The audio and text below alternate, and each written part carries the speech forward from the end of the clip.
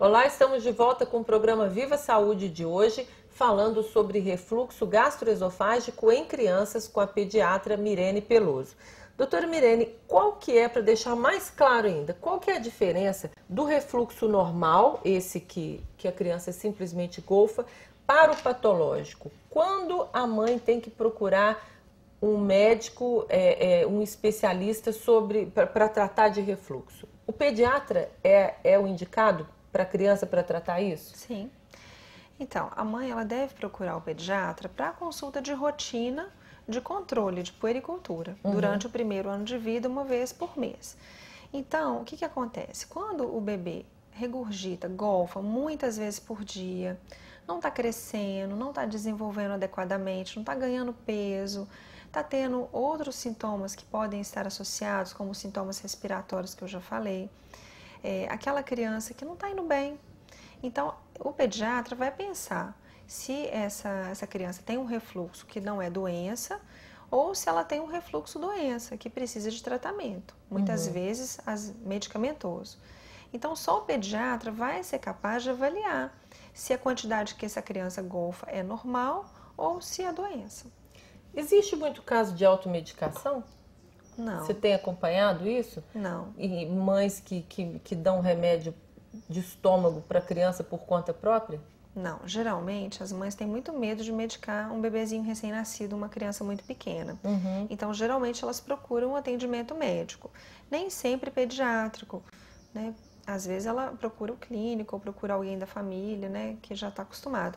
Mas o ideal seria ele ser avaliado pelo pediatra. Quando existe, eu disse no começo que é moda, que as pessoas às vezes exageram, esse exagero é o diagnóstico médico ou é as pessoas que simplesmente atribuem tudo ao refluxo? Então, existe um super diagnóstico de refluxo atualmente, com certeza.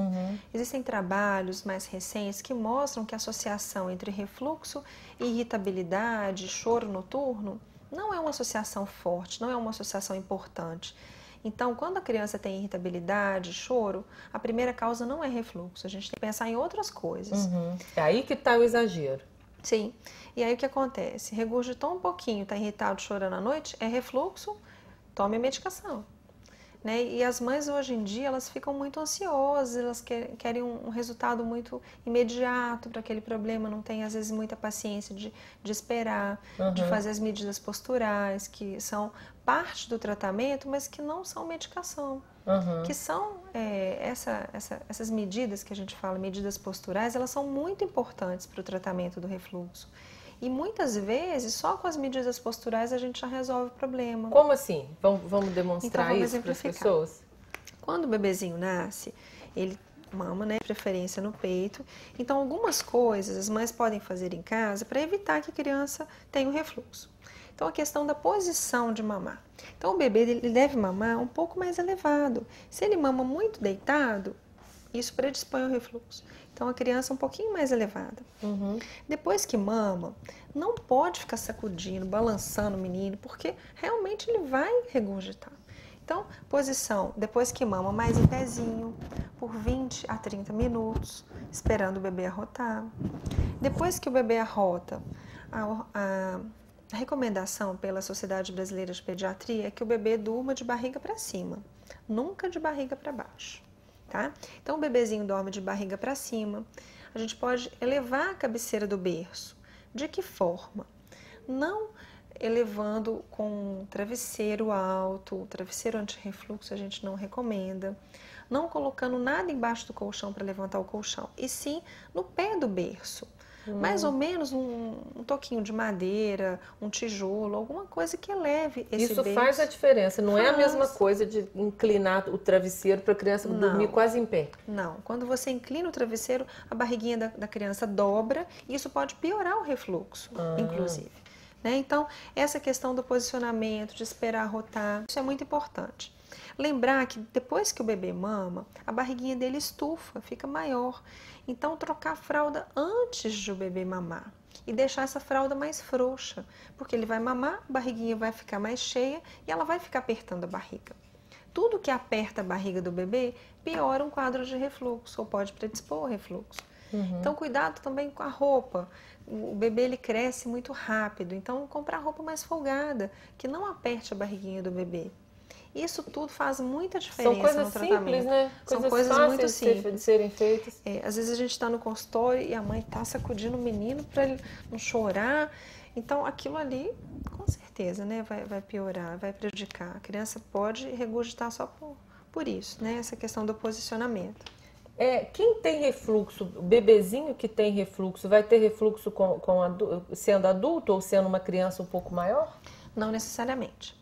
A evolução do refluxo natural é que ele melhore por volta de 1 ano de vida. Por causa disso que a gente já falou. A criança cresce, ela come comida sólida, né? Fica menos deitada. Não fica deitada, fica em pé, engatinha, anda. Isso tudo, a gravidade vai fazer com que tenha uma melhora desse refluxo. Além do próprio amadurecimento que ela está, né, sofrendo. Então, não necessariamente, mas existem crianças e adultos que têm refluxo, que esse refluxo não se resolve ou resolve parcialmente. Em um determinado momento ele volta, vamos dizer assim, o sintoma reaparece e aí às vezes pode precisar de tratamento. Essa questão do leite, depois que a criança mama, porque assim, o ideal é amamentar até os 6 meses de idade, né? Exclusivamente no peito. Exclusivamente no peito. Depois introduz a papinha, mas continua amamentando no peito. Com a vida corrida que todo mundo tem, não é tão comum assim as pessoas continuarem amamentando depois dos 6 meses. E aí introduz o leite de vaca, ou não? Não. O leite tem a ver com refluxo? Tem, mas hoje em dia a gente não recomenda o uso do leite de vaca para criança menor de 1 ano. Por vários motivos, tá?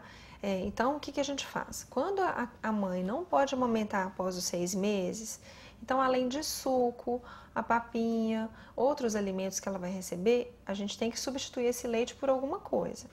E isso é a fórmula infantil, que não é leite de vaca, tá? É um preparado especial para aquele bebê que está em desenvolvimento. Você vê casos de mães que dão leite de vaca para criança? É comum ainda? Muito comum, muito comum. E isso causa o quê? Refluxo, por exemplo? Refluxo pode ser causado sim, dependendo do tipo de alimento, se esse leite, a forma como ele é preparado, se ele é engrossado ou não. Isso pode estar relacionado com refluxo, mas outras coisas mais importantes, como por exemplo a anemia. O leite de vaca provoca anemia na criança, no lactente, então ele não deve ser utilizado. Outras doenças no futuro ele pode estar relacionado, por exemplo, doença renal, hipertensão arterial, no futuro, não de uma forma imediata. Refluxo, do leite de vaca? Do leite de vaca. Não do refluxo maltratado, não. porque isso sempre vai ter alguma solução.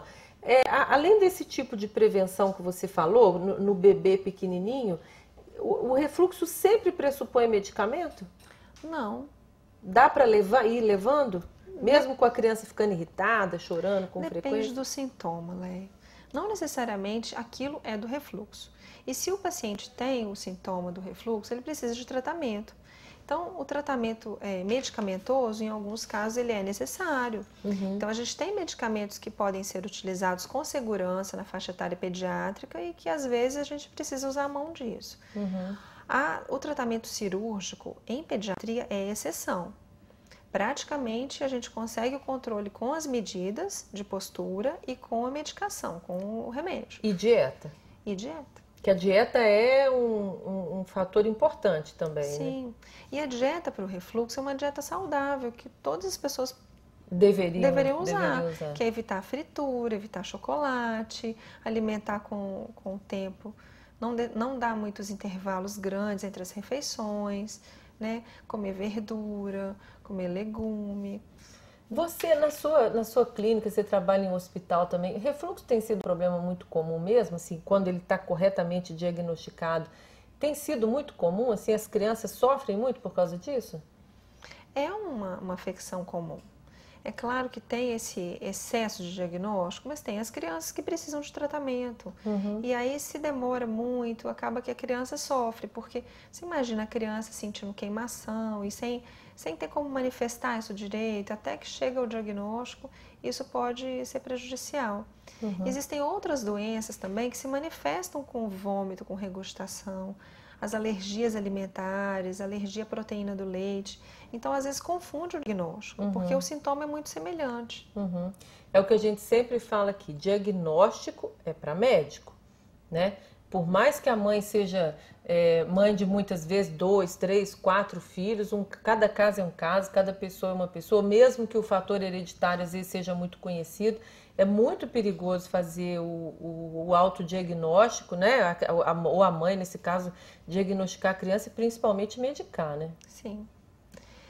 Automedicação traz pode, consequências né? que podem levar, inclusive, à morte, né? Os medicamentos, eles têm seus efeitos colaterais, né? Eles não são isentos. Então, é muito perigoso ficar usando medicação sem critério, sem necessidade, né? Você está expondo a criança a um risco desnecessário. Você falou no primeiro bloco que tosse pode ser refluxo. Eu tenho ouvido falar muito isso, inclusive em adultos, assim. Dificilmente você liga a uma tosse repetitiva a refluxo. Eu conheço casos de pessoas, né, no caso adultos, que trataram de tosse muito tempo com medicamentos para tosse e na verdade era refluxo. Em criança também acontece? Pode acontecer. É o que a gente chama de refluxo oculto, que é aquela criança que não golfa, que não vomita, mas que o sintoma dela de tosse ou algum outro sintoma está relacionado à doença do refluxo. Então, é preciso pensar na doença do refluxo como um diagnóstico diferencial. Então, essa criança precisa ser avaliada pelo pediatra, às vezes pelo otorrino, para realmente ver se é refluxo ou não. Às vezes pode ser uma alergia, uma rinite, mas também pode ser o refluxo.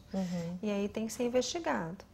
E também, como você falou, não é um diagnóstico tão óbvio assim, né? Às vezes demora um tempinho. Essa ansiedade que tem que ser evitada nas mães, né?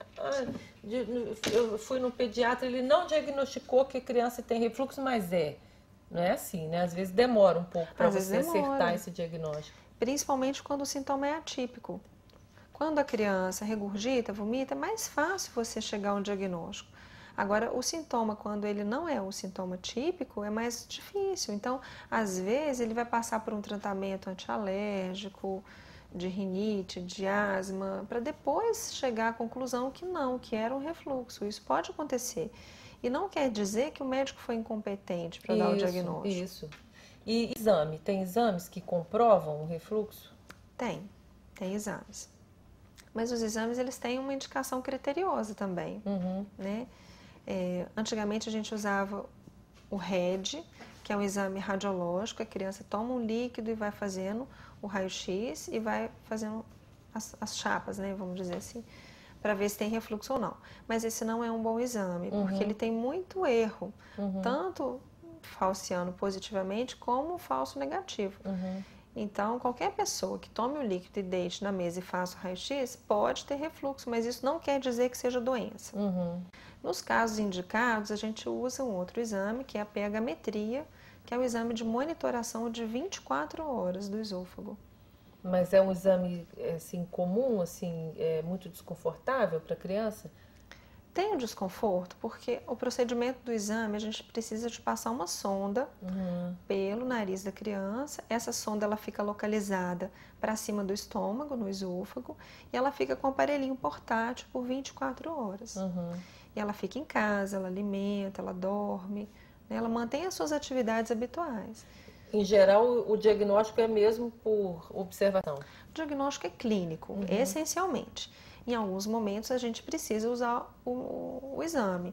Quando o tratamento não está evoluindo de forma favorável, ou nos sintomas de refluxo atípico, né, um refluxo oculto, que a gente está querendo saber se essa tosse é do refluxo ou se é de uma rinite, às vezes a gente precisa usar o exame. Mas ele é um exame complementar. O diagnóstico é essencialmente clínico. Doutora Mirene, muito obrigada pela sua presença aqui. Ela vai voltar uma outra vez para falar sobre outros assuntos ligados à criança. O Viva Saúde dessa semana está terminando, agradecendo mais uma vez a presença da doutora Mirene, que, como eu disse, volta ainda para falar sobre constipação intestinal no outro programa. O Viva Saúde é uma parceria da TV Viçosa com o programa Medicina Consciente do curso de Medicina da UFV. Se você quiser rever todos os programas que nós já exibimos até agora, vá ao YouTube e procure por TV Viçosa, canal Viva Saúde. Assista, divulgue, comente e mande suas sugestões e temas para o nosso e-mail. Anote aí nosso endereço, vivasaude@ufv.br. Repetindo, vivasaude@ufv.br. Uma semana com muita saúde e paz para você. Até o próximo programa.